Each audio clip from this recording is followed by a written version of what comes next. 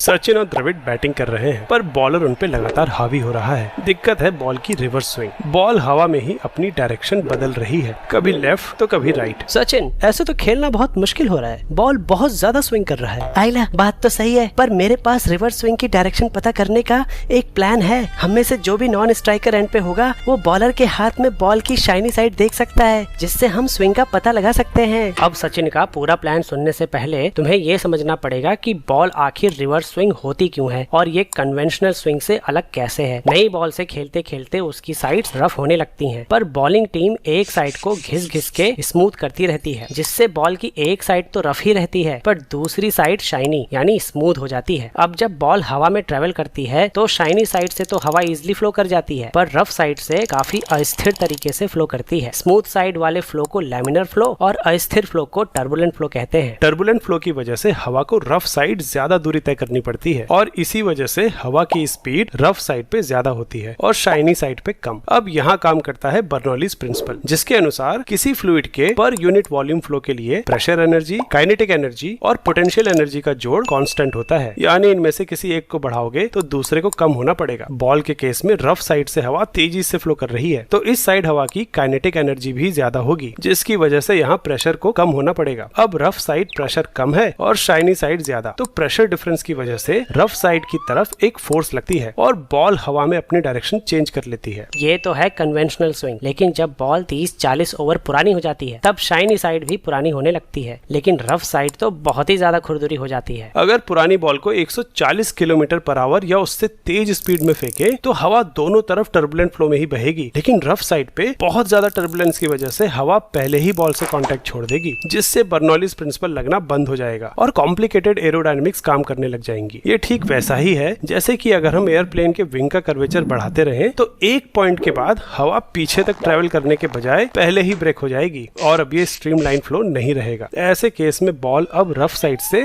Shiny side की तरफ swing होने लगेगी। सचिन को भी पता है कि बॉल इतनी पुरानी हो चुकी है कि फास्ट बॉलर अब उसे रिवर्स स्विंग करा सकता है। अगर बॉलर के हाथ में बॉल की शाइनी साइड लेफ्ट में है तो नॉन स्ट्राइकर लेफ्ट हैंड में बैट पकड़ेगा और राइट साइड में है तो राइट हैंड में, जिससे बैट्समैन को पता चल जाएगा कि बॉल किस तरफ स्विंग होने वाली है।